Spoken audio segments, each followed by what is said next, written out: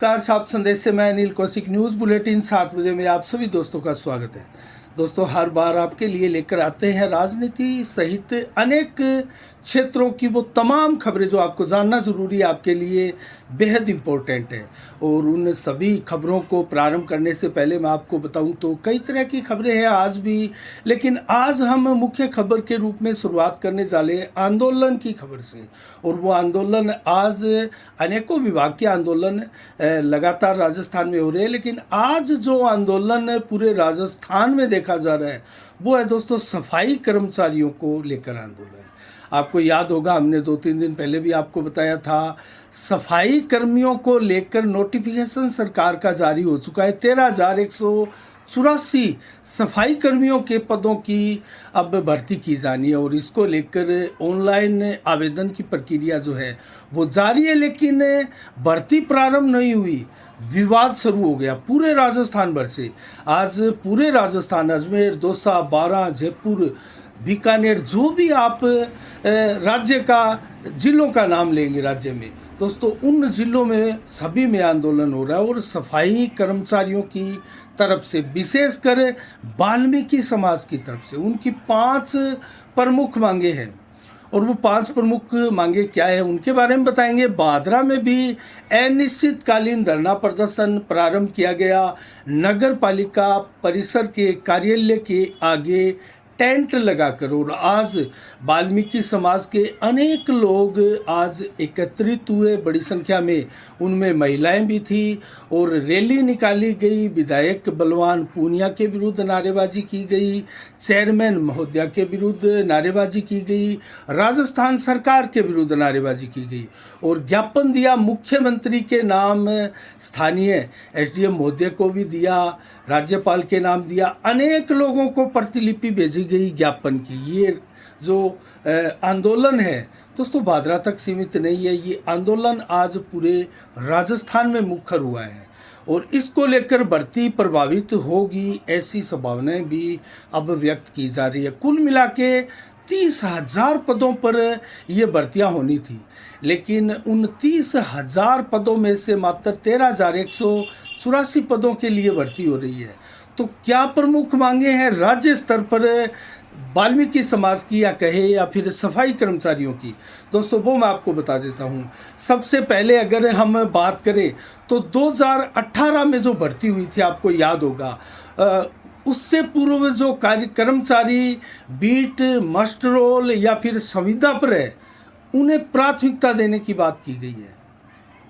Beat पर लगे संविदा कर्मी हैं, मस्ट रोल पर है, उनको प्राथमिकता मिले, ये सफाई कर्मचारियों की वाल्मीकि समाज की प्रमुख मांग है। इसके अलावा सफाई भर्ती में आरक्षण बिल्कुल ना हो, 100% आरक्षण जो है वो वाल्मीकि समाज का हो और वो अपना इसके ऊपर हक समझते, और सदियों से, दशकों से दोस्तों वो जो है इस सफाई का कार्य भारत में करते आ रहे हैं। सनातन परंपराओं से भी ये आपको कथा पुराणों में मिल जाएगा कि वाल्मीकि समाज जो है सदैव साफ सफाई की जो प्रक्रिया है उसमें महारत हासिल है और परंपरागत तरीके से ये साफ सफाई का अभियान जो है पूरे भारत में करते आए हैं। तो वो उनकी मांग है कि आरक्षण उसमें बिल्कुल भी ना हो और इसके अलावा 100% ही वाल्मीकि समाज से लिए जाए जो भर्ती कर रहे हैं वो, क्योंकि वाल्मीकि समाज में भी पढ़े लिखे लोग हैं और उन परिवारों को प्राथमिकता दी जाए जिन परिवारों में अभी तक कोई सरकारी कर्मचारी ना है। तो दोस्तों इसके अलावा 30,000 पदों पर भर्ती की भी मांग है और साथ में 5वीं मांग जो प्रमुख है वो है कोर्ट से जिनके नियुक्तियों के आदेश हो चुके हैं उनको भी प्राथमिकता दी जाए भर्ती में। तो मांग उनकी साधारण सी है, लेकिन एक मांग जरूर सभी को परेशान कर सकती है, वो है कि वाल्मीकि समाज को 100% ही आरक्षण मिले जाए और समाज से, वाल्मीकि समाज से ये सारी की सारी भर्तियां हो। तो ये ज़रूर एक जो है वो पेचीदा सा मामला है। उसके ऊपर सहमति बनेगी या नहीं बनेगी ये तो आगे भविष्य का सवाल है। लेकिन हम बात करें दोस्तों आरक्षण की, तो पिछले दिनों आपने देखा होगा अनेक वर्गों के, अनेक समाज के लोग इस सफाई कर्मचारी भर्ती के दौरान जो है वो नौकरी पा चुके हैं। और वाल्मीकि समाज का, स्थानीय वाल्मीकि समाज की मैं बात करूं भादरा की, तो उनका आरोप है कि पीछे जो भर्तियां हुई थी उनमें 27 कर्मचारी ऐसे हैं जो विभिन्न अन्य वर्गों से आते हैं और वो सफाई कर्मचारी के रूप में नियुक्त किए गए हैं। लेकिन वो अनेक विभागों में अधिकारियों के कार्यालयों में काम करते हैं, नेताओं के घरों में काम करते हैं, लेकिन सफाई का काम में उनको नहीं लगाया जा रहा है।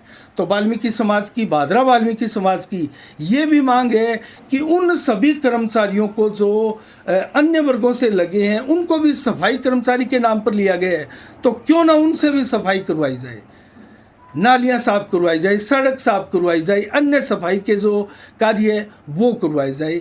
ये मांग है और ये मांग कहीं ना कहीं जायज़ भी है दोस्तों। इसके अलावा राजस्थान में सफाई भर्ती में जो वाल्मीकि समाज को प्राथमिकता दी जाए, ये भादरा की ओर से भी रखा गया है। और दूसरी, पूर्व में वाल्मीकि समाज से निम्न समाज के सफाई कर्मचारियों को नगर पालिका में जो नौकरी दी गई है उनसे सफाई कार्य करवाया जाए, यही हमने आपको बता दिया।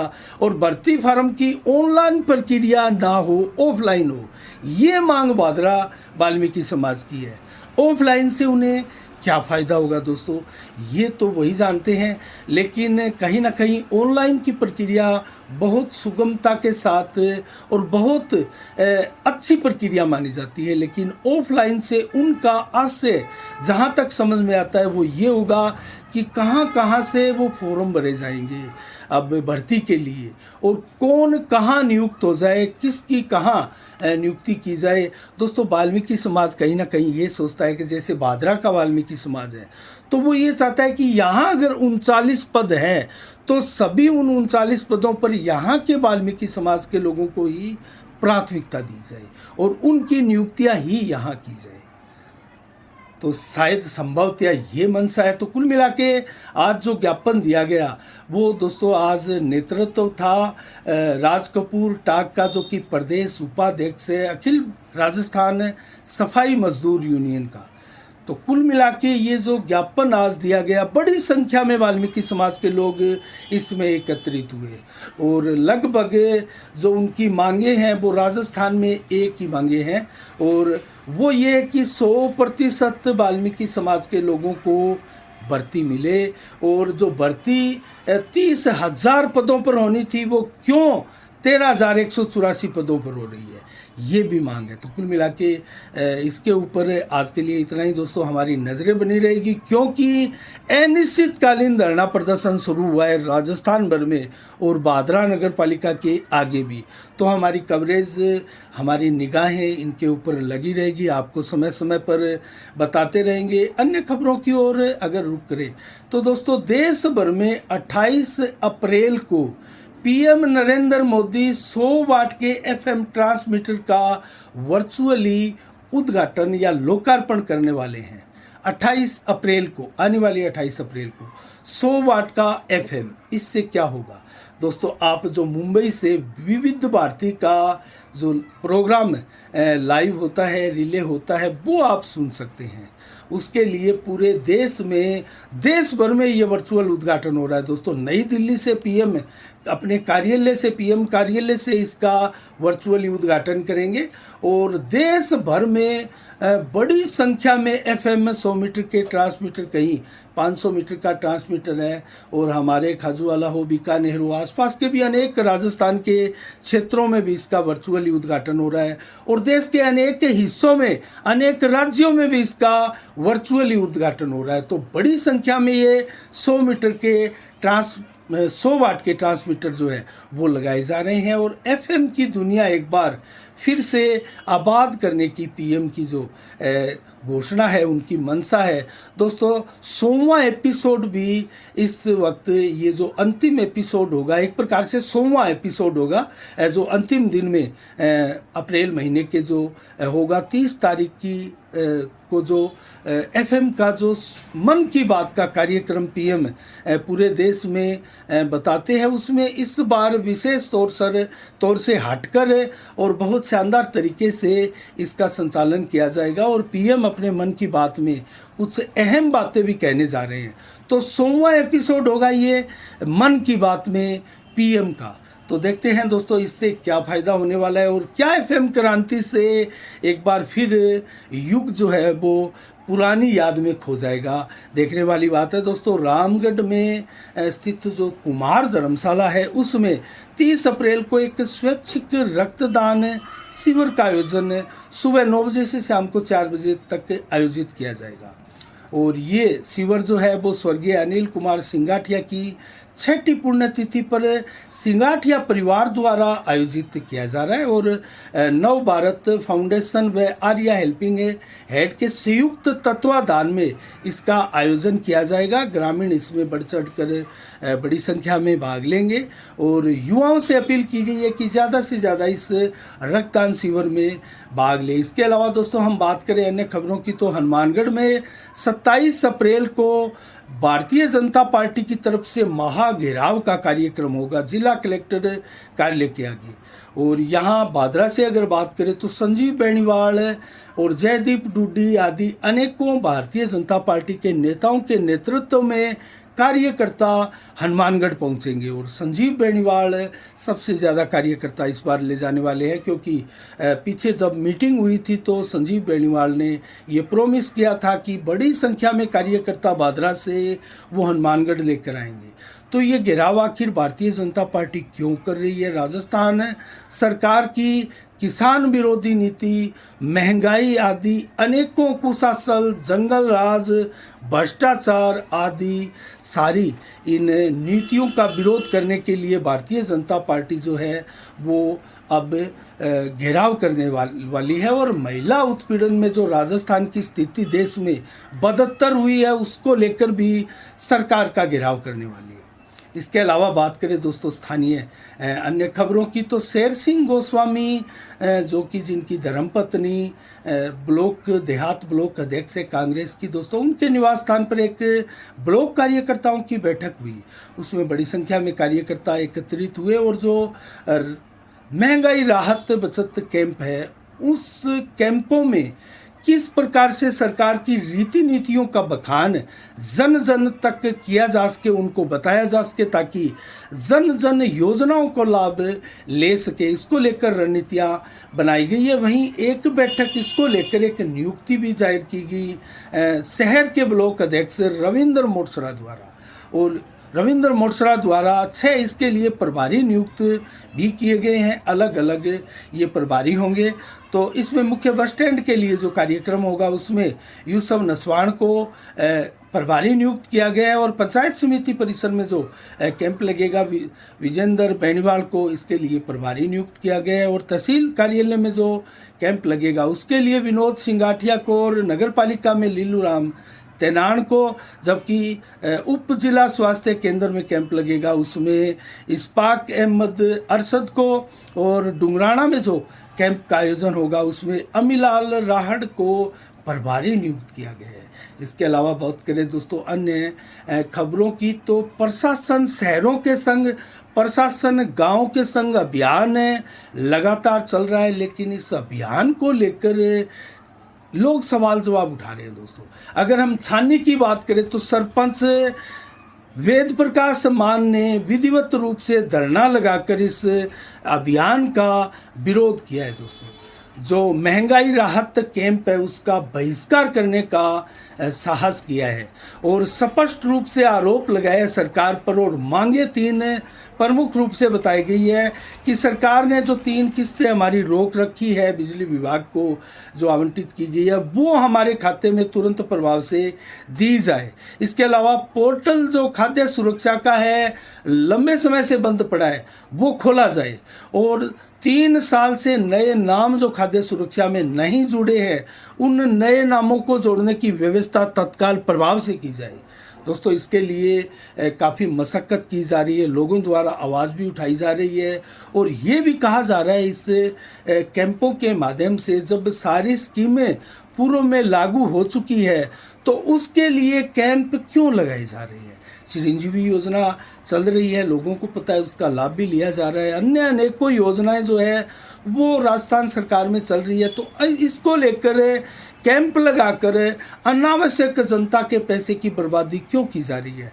अधिकारियों का समय बेकार में क्यों यहाँ जाया किया जा रहा है, क्यों कार्यालय में उनको नहीं रहने दिया जा रहा जहाँ कुछ नए काम है और रूटीन के काम जो है वो होने दिए जा रहे हैं। तो इस प्रकार की मांगे भी उठ रही है, इस प्रकार के सवाल जवाब भी कांग्रेस की सरकार को झेलने पड़ रहे हैं। इसके अलावा दोस्तों हम बात करें अन्य खबरों की तो आज एक बहुत बुरी खबर छत्तीसगढ़ के दंतेवाड़ा से आई। दोस्तों दंतेवाड़ा आपको याद होगा नक्सल प्रभावित इलाका है, अनेकों नक्सल घटनाएं यहाँ नक्सलों के द्वारा की जा चुकी है और आज आईईडी का विस्फोट किया गया एक बख्तरबंद वाहन पर नक्सलियों द्वारा और इसमें सवार एक ड्राइवर और डीआरजी के 10 जवान थे। उन सभी 11 शहीद हो गए हैं दोस्तों और ये बुरी खबर है और ऑपरेशन चलाया हुआ है, अभी वर्तमान में ऑपरेशन जारी है सेना द्वारा और धरपकड़ अभियान लगातार चलेगा जब तक ये नक्सलवादी पकड़ में ना आ जाए। बहुत से नक्सलवादी जो है दोस्तों आत्मसमर्पण भी कर चुके हैं, लेकिन अभी तक ये जो है रहकर बीच बीच में नक्सलवाद की घटनाएं जो है वो होती रही है। इसके अलावा दोस्तों हम बात करें आज कस्बा बादरा की, तो बादरा कस्बे के विभिन्न वार्डों में समस्याएं हमने कल भी आपको बताई थी। आज मुख्य रूप से सिंधी मोहल्ले में वार्ड नंबर 5 में वार्डवासियों ने जो सीवरेज की पाइपलाइन डाली जा रही थी उसका काम रुकवा दिया दोस्तों ज़बरदस्ती। वहाँ पार्षद गौरव सोनी भी मौजूद थे, गौरव सोनी ने ये कार्य रुकवाया और आरोप लगाया कि जो पाइपलाइन डाली जा रही है उसके नीचे बेस नहीं बनाया जा रहा है, कोई सीमेंट कोई आरसीसी कुछ भी नहीं किया जा रहा, कोई रोडी वगैरह कुछ भी नहीं डाली जा रही और आनन फानन में पाइप डाले जा रहे हैं और ग्रेड का भी ध्यान नहीं रखा जा रहा, कहीं ऊंचा कहीं नीचा। इसकी हमने कवरेज की है, ज़रूर देखिएगा दोस्तों। उस कवरेज में हमने साफ दिखाया है कि किस प्रकार से विभिन्न वार्डों में जो सड़कों के नीचे सुरंग मिल रही थी, हमने भी बहुत सी इस प्रकार की कवरेज आपको दिखाई थी साफ संदेश भारत के माध्यम से। उन सुरंगों का आखिर राज क्या था, उसके पीछे का रीज़न क्या था। वो रीज़न ये था कि जो सीवरेज की पाइपलाइनें डाली गई, हमने पहले भी आपको बताया था, उन पाइपों के नीचे जमावट नहीं की गई, पैमाने के साथ उनको नहीं डाला गया और वो बाद में धंस जाते हैं और जो पानी लीकेज पाइपों से जोड़ों से होता है उसके द्वारा वो गड्ढे के रूप में परिवर्तित होकर सड़क के नीचे बैठ जाती है और बड़े बड़े गड्ढे और सड़क के नीचे सुरंग जैसी स्थितियां नज़र आती है। और यही नहीं, ऐसा नहीं है कि खाली सीवरेज के पाइपलाइनों से ही होता है, ऐसा होता है दोस्तों। जो जलदाय विभाग के पाइपलाइन है वो भी पुरानी हो चुकी है पाइपलाइन और वहाँ जब लीकेज होते हैं तो इस प्रकार से जमावट नहीं की गई सड़कों में और सीवरेज के द्वारा बनाई गई इस सड़कों में बीच में घेप आ जाता है, मिट्टी पानी लीकेज के चलते नीचे बैठ जाती है और सड़कें धंस जाती है। बड़े बड़े गड्ढे खड्डे दुर्घटनाओं को आमंत्रित करते हुए हर गली मोहल्ले में वार्ड में आपको दिखाई देंगे। तो ऐसे बनती है सड़कों के नीचे सुरंगें दोस्तों। आज ये कवरेज आप ज़रूर देखिएगा। तो ज़बरदस्ती वार्डवासियों ने काम रोक दिया था। हमने जब जो काम कर रहे थे जो कर्मचारी दोस्तों, वहाँ जो मज़दूर कहें उनको, मज़दूरों से भी बात की थी, कैमरे में आप देख सकते हैं। उन्होंने बताया कि यहाँ कोई नहीं है, हमें जैसा कहा गया हम उस प्रकार से पाइपलाइन डाल रहे हैं। नीचे कुछ भी डालने के लिए हमें नहीं बोला गया था, तो हम गड्ढा खोदते हैं और उसके नीचे सीधा पाइप डालते हैं और उसको मिट्टी से पूरा का पूरा उसको दबा देते हैं। तो हमारा ये काम है और वो काम वो कर रहे थे। ना कोई इंजीनियर उनके पास, ना कोई इस प्रकार का टेक्नीशियन। दोस्तों कुल मिला के अगर कहा जाए तो सीवरेज का कार्य राम भरोसे चल रहा है बादरा में, और आनन फानन में जो कार्य किया जा रहा है उसका दंश रह रहकर कस्बा वासियों को भुगतना पड़ रहा है। और सीवरेज के जो चैम्बर एक प्रकार से ओवरफ्लो होकर पूरे कस्बे में, वार्डों में, बाज़ारों में जो गंदगी का आलम है, जो बदबूदार वातावरण उनसे बना हुआ है। और रात्रि के समय आप देख सकते हैं नगर पालिका और सीवरेज के बड़े बड़े टैंकर आपको इन सीवरेज चैम्बरों से गंदगी निकालते हुए और नालियों में डालते हुए आपको दिखाई देंगे। तो जब सुबह शहरवासी, कस्बावासी उठते हैं तो उस बदबूदार हवाओं से उनका दो चार होना पड़ता है। दोस्तों ऐसे में कैसे घूमने जाए कोई बाहर? सुबह सुबह ताज़ी हवा के लिए कोई घर से बाहर अगर निकले तो क्या ये सौगात नगर पालिका और सीवरेज कंपनी द्वारा लोगों को दी जाएगी उनके बेहतर स्वास्थ्य के लिए?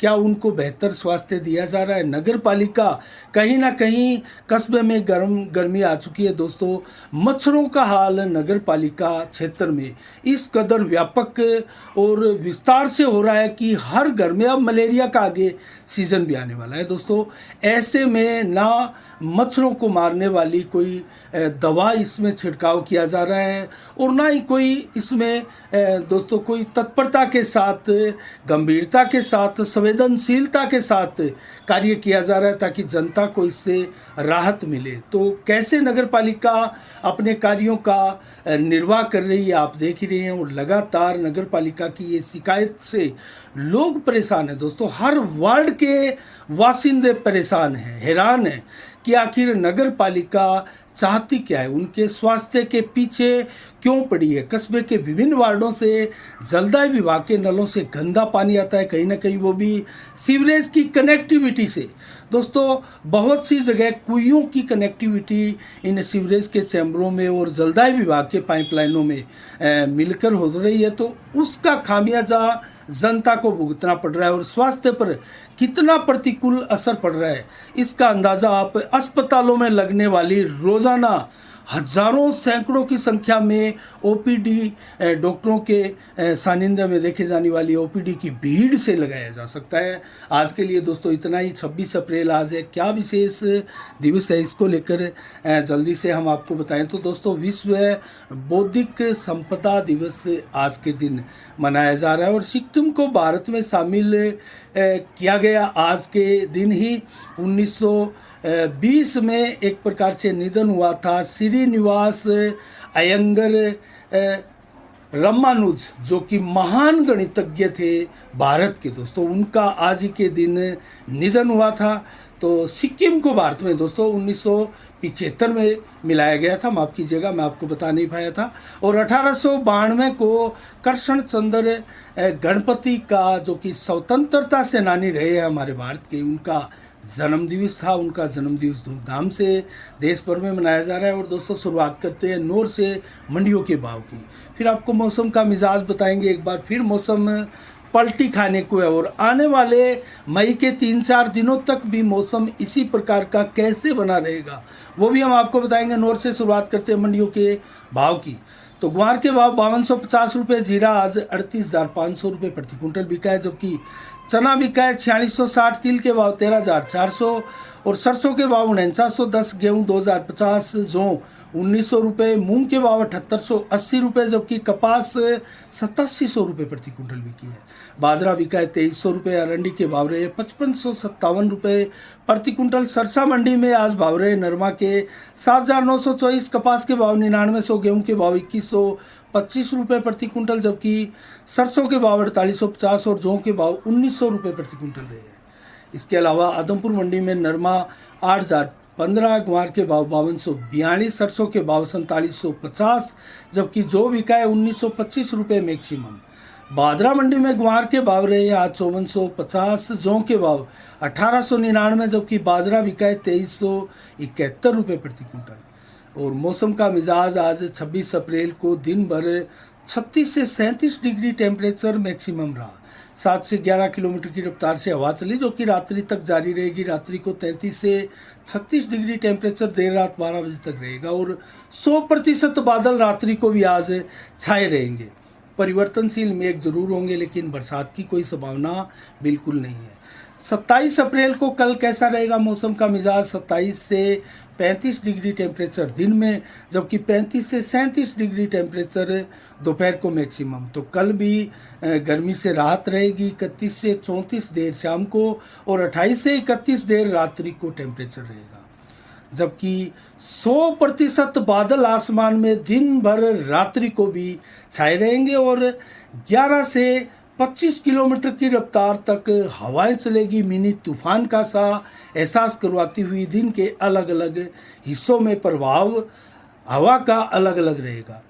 तो ये रहा दोस्तों मौसम का मिजाज आज के शाम के 7 बजे के बुलेटिन के समाचार। कल ठीक शाम 7 बजे फिर आपसे रूबरू होंगे नई खबरों के साथ, नई समीक्षा के साथ। तब तक के लिए आप अपना बहुत बहुत ख्याल रखिएगा। मुझे दीजिएगा इजाज़त। साफ संदेश से मैं अनिल कौशिक। नमस्कार। जय भारत, जय जय राजस्थान।